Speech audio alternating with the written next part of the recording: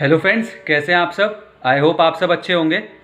आज हम स्टार्ट करेंगे क्लास 10th का chapter number 4 that is quadratic equations की एक्सरसाइज 4.4 की इंट्रोडक्शन वीडियो।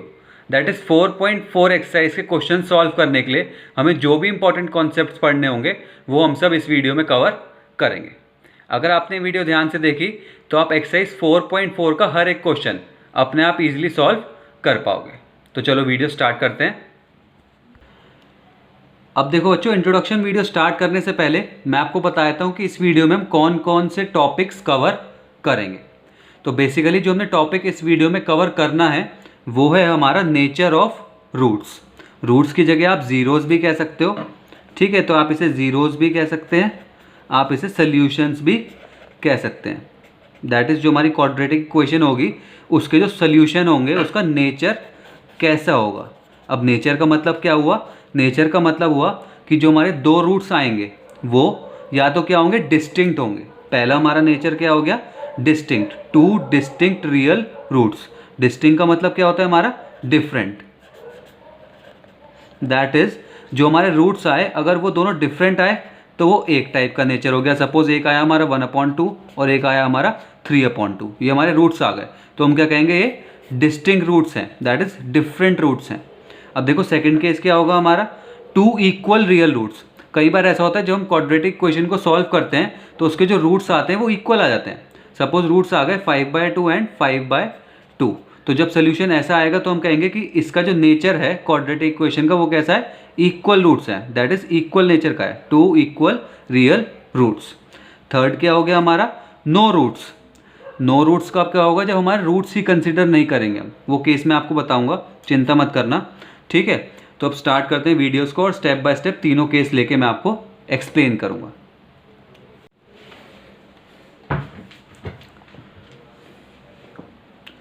अब देखो बच्चों, हमने एक्सरसाइज 4.3 की इंट्रोडक्शन वीडियो में क्वाड्रेटिक फॉर्मूला पढ़ा था। अगर आपने एक्सरसाइज 4.3 की इंट्रोडक्शन वीडियो का सेकेंड पार्ट नहीं देखा है तो मैं डिस्क्रिप्शन में लिंक दे दूंगा, उसमें जाके देख लेना।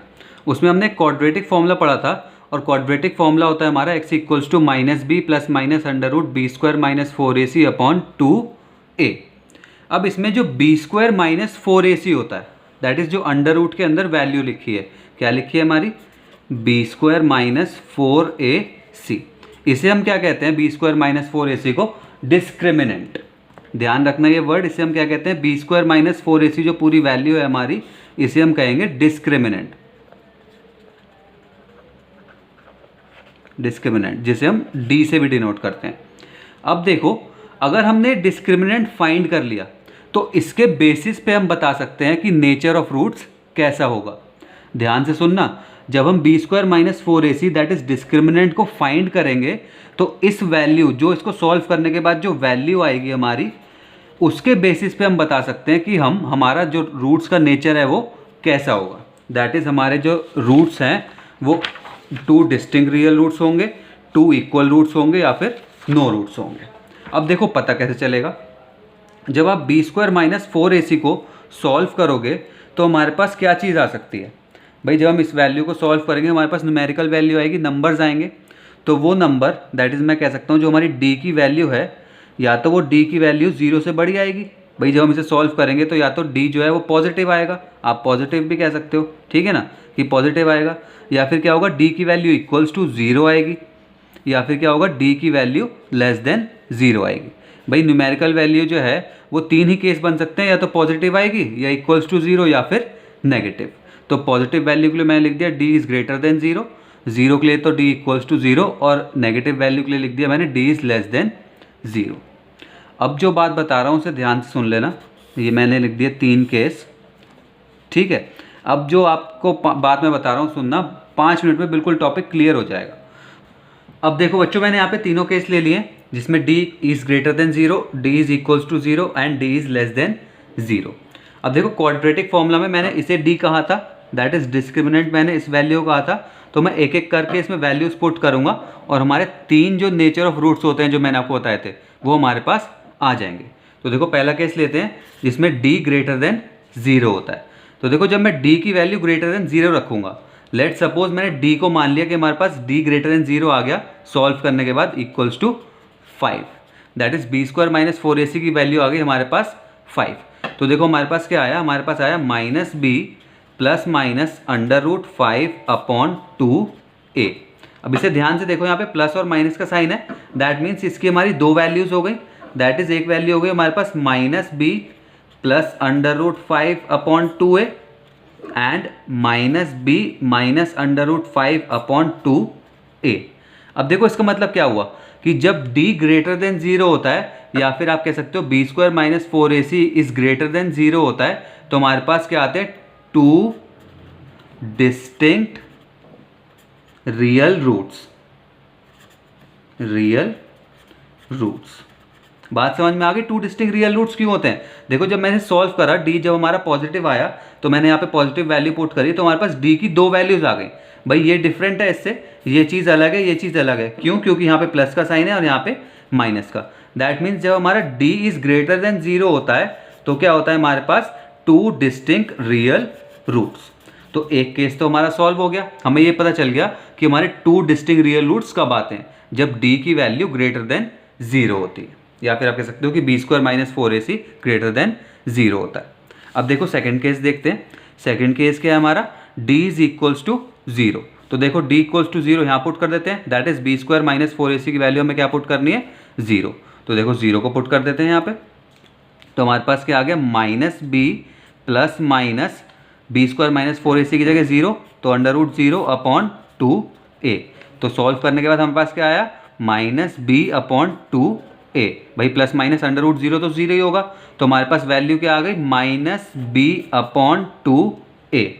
अब जो हमने क्वाड्रेटिक फॉर्मूला अप्लाई करा था, ये किस में करा था, ये हमने करा था क्वाड्रेटिक फॉर्मूला क्वाड्रेटिक इक्वेशन के लिए। तो हमारी क्वाड्रेटिक इक्वेशन क्या होती है, general form ax square plus bx plus c equals to 0। और आपको पता है कि जनरली क्वाड्रेटिक इक्वेशंस के हमारे कितने रूट्स होते हैं, 2 रूट्स आते हैं, दैट इज 2 रूट्स कह सकते हो आप, मैंने यहाँ पे लिख दिया 2 रूट्स आते हैं। अब यहाँ पे तो हमारे पास एक ही सोल्यूशन आया और हमारे पास आने चाहिए थे 2, तो इसका मतलब क्या हुआ, इसका मतलब ये हुआ कि हमारी जो ये वाली कंडीशन है वो 2 इक्वल रियल रूट्स की है, दैट इज हमारे पास आंसर तो एक आया है और आने चाहिए थे 2।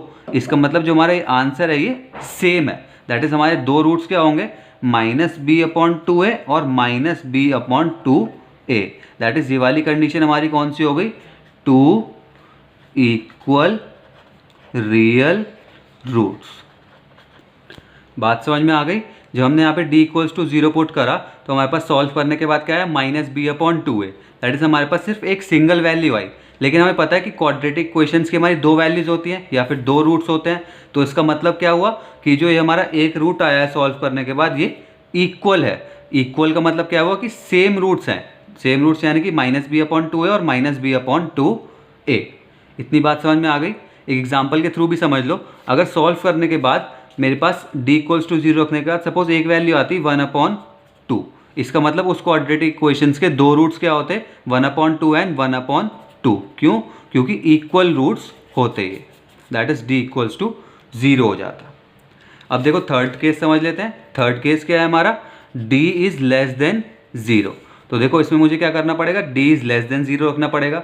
तो लेस देन 0 के लिए कोई सी वैल्यू लिख लेते हैं। तो सपोज मैं लेता हूँ minus b plus minus under root less than 0, यानी कि सपोज लेते हैं -3 अपॉन 2a।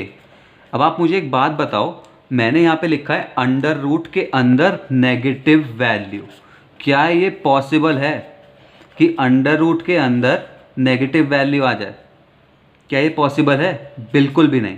अंडर रूट के अंदर हम कभी भी नेगेटिव वैल्यू नहीं लिखते, या फिर हम कह सकते हैं कि अंडर रूट के अंदर नेगेटिव वैल्यू आ ही नहीं सकती, इसलिए केस इज नॉट पॉसिबल। और जब ये केस पॉसिबल ही नहीं है, दैट इज अंडर रूट के अंदर वैल्यू नेगेटिव होती ही नहीं, इसका मतलब क्या हुआ, नो रियल रूट्स। ये केस कौन सा हो गया हमारा, नो रियल रूट्स का। दैट इज हमारे तीनों केसेस हो गए। सबसे पहले हमने करा d इज ग्रेटर देन 0, तो जब d ग्रेटर देन 0 रखा तो दो वैल्यूज आ गई, दैट मीन्स दो अलग अलग वैल्यूज जब आ गई तो two distinct real roots. Second case हमने क्या करा, d इक्वल्स टू 0 पुट करके देखा, तो d इक्वल्स टू 0 में हमारे पास एक वैल्यू आ रही थी, दैट इज एक रूट आ रहा था। हमने कहा क्वाड्रेटिक इक्वेशन का एक रूट तो होता नहीं, इसका मतलब क्या हुआ कि ये इक्वल रूट्स हैं, दैट इज सेम रूट्स हैं। ऐसे ही थर्ड केस में क्या हुआ, d लेस देन 0 पुट करा तो हमने कहा ये तो पॉसिबल ही नहीं है, अंडर रूट के अंदर नेगेटिव वैल्यू तो हम लिख ही नहीं सकते, इसका मतलब ये केस पॉसिबल नहीं था। इसका मतलब क्या हुआ, नो रियल रूट्स। तो हमारे तीनों केस आ गए इसमें कि डिस्टिंक्ट रूट्स कब होते हैं, इक्वल रूट्स कब होते हैं और नो रियल रूट्स कब होते हैं। अब देखो इस पर बेस्ड कुछ क्वेश्चन अटेम्प्ट कर लेते हैं, उसके बाद आपकी ये एक्सरसाइज क्लियर भी हो जाएगी और फिनिश भी। अब देखो बच्चों, मैं आपको कुछ क्वेश्चन सॉल्व करके दिखा देता हूँ, जिसके बेसिस पे आपको पता चल जाएगा कि हमें क्या अप्रोच रखनी है क्वेश्चन सॉल्व करने के लिए। तो देखो हमें एक्सरसाइज 4.4 का क्वेश्चन नंबर 1 का सेकेंड पार्ट गिवन है, 3x² minus 4 under root 3x plus 4 equals to 0, और वो कह रहे हैं कि इसका नेचर ऑफ रूट्स फाइंड करो, और अगर नेचर रियल आता है that is d greater than 0 या फिर d इक्वल्स टू 0 आता है तो उसके रूट्स भी फाइंड कर लो। तो देखो देखते हैं, पहले हम क्या करेंगे, डिस्क्रिमिनेंट को फाइंड करेंगे। तो पहले डिस्क्रिमिनेंट फाइंड कर लो, दैट इज d को फाइंड कर लो। d क्या होता है हमारा, b² माइनस 4ac। d को हम कैसे कहते हैं, डिस्क्रिमिनेंट।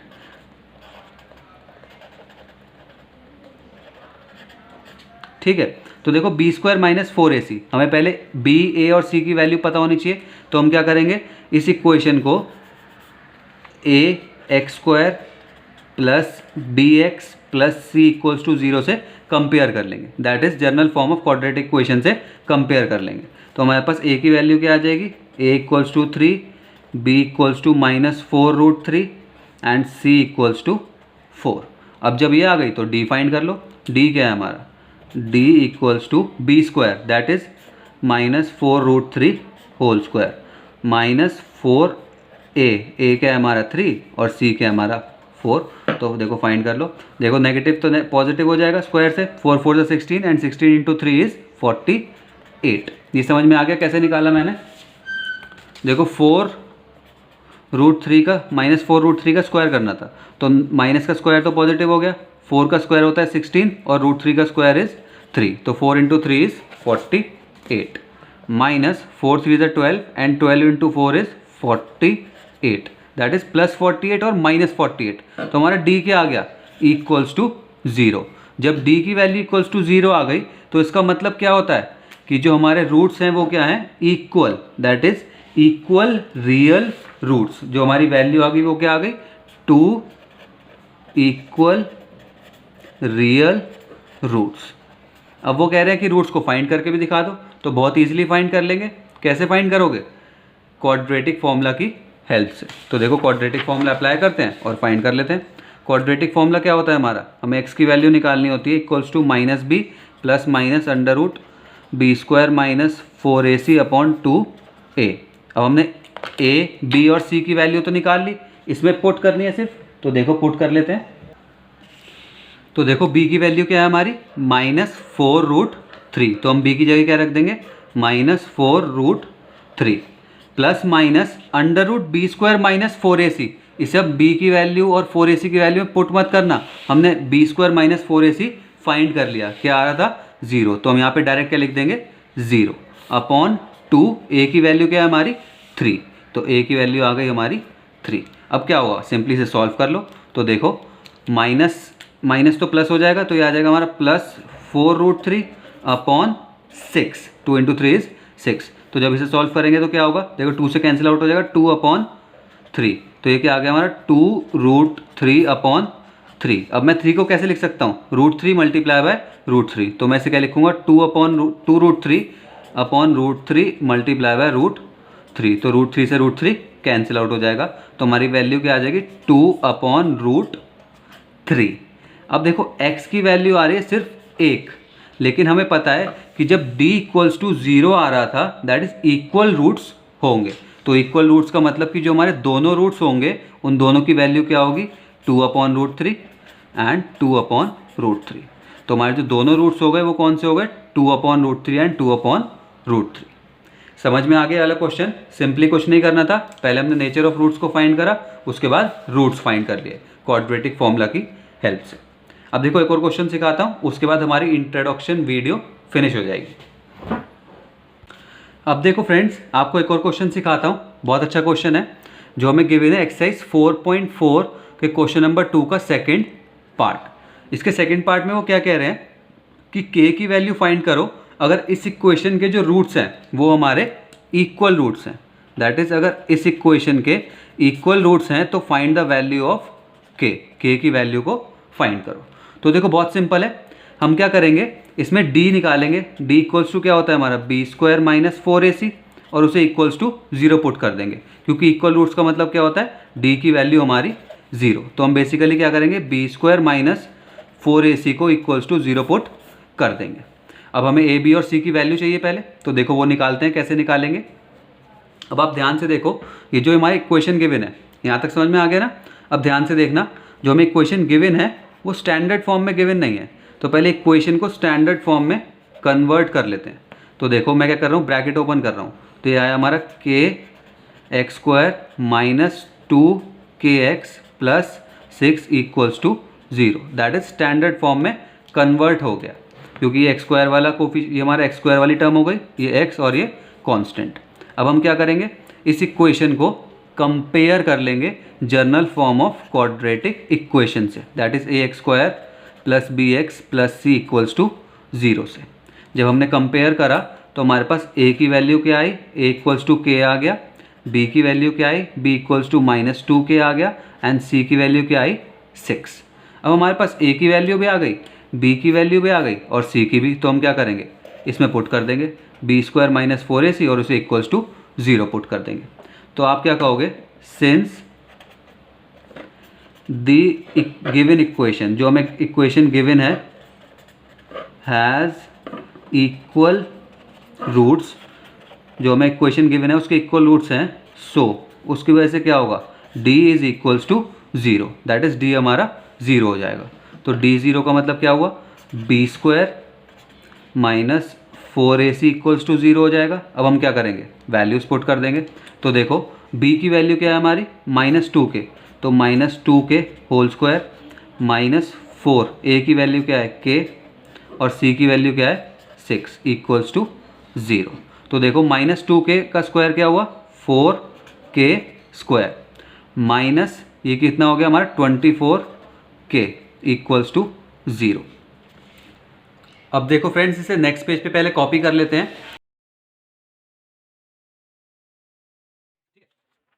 अब देखो मैं क्या करूंगा, इसमें से 4k को कॉमन ले लूंगा। दैट इज 4k ब्रैकेट में आ जाएगा हमारे पास k माइनस 6 इक्वल्स टू 0।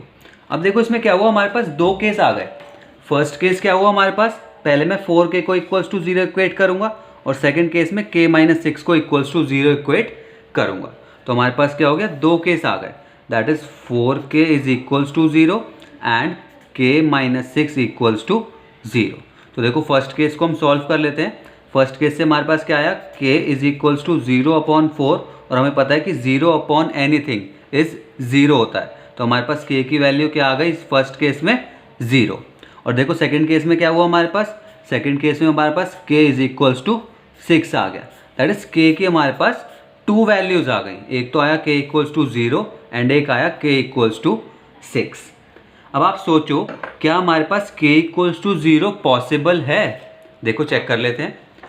अब देखो यहाँ पे हमारी इक्वेशन है k x square minus 2kx plus 6 equals to 0।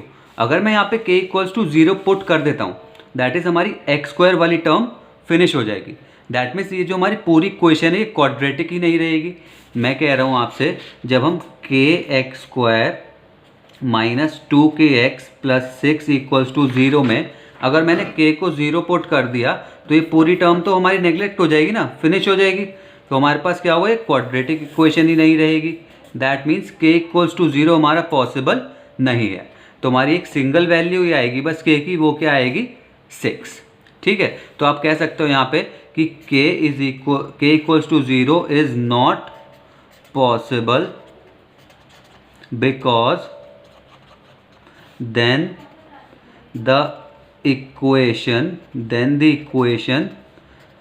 will not remain quadratic। जब हम k को 0 पुट कर देंगे तो हमारी जो इक्वेशन है वो क्वाड्रेटिक नहीं रहेगी। बात समझ में आ गई। k की हमारे पास दो वैल्यूज आ रही थी 0 एंड k। मैंने कहा कि k 0 पॉसिबल नहीं है, तो हमारे पास सिर्फ k की a की वैल्यू पॉसिबल है, that is k equals to 6। तो यही था हमारा इस क्वेश्चन में। मैंने आपको कुछ क्वेश्चंस करके दिखाए नेचर ऑफ फ्रूट्स के कि हम कैसे सॉल्व करते हैं, और के की वैल्यूज़ वाला भी एक क्वेश्चन करके दिखाया। तो इससे आपको एक्सरसाइज 4.4 सॉल्व करने में बहुत हेल्प मिलेगी।